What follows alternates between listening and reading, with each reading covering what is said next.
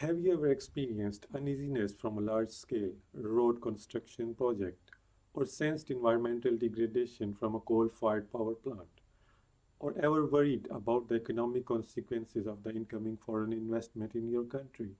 How would you feel if New Zealand becomes a favorite spot for Chinese investment in large-scale infrastructure and energy projects, thus bringing Chinese labor and trade agreements on its own terms? In recent years, there has been a gigantic uplift in the Chinese economy, bringing it at par with the US. China has sought to tap this economic potential by investing in a multi-billion-dollar project termed as the Belt and Road Initiative, covering 65 countries of the world.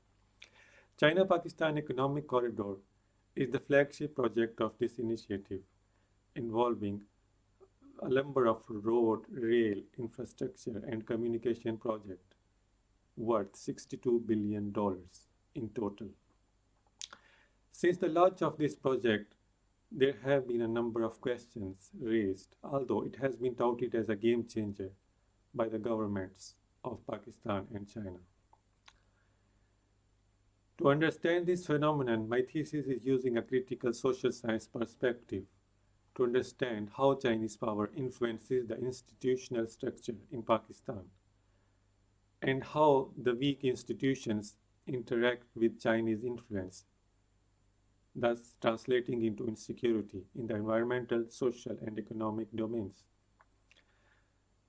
So, the first stage is how Chinese power influences, and the second stage is how this power translates into insecurity, like job deprivation for the indigenous people while capturing the indigenous land and building housing schemes on that land. The aim of my research is to dig deep into these implications while outlining some opportunities for development.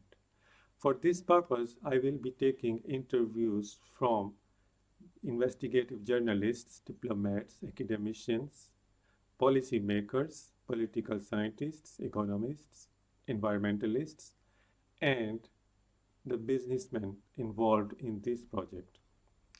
My project will indeed be beneficial for the people who are working closely with these projects in various domains, be it the researchers, the academicians, the political scientists, the economists, and the policymakers and the government officials.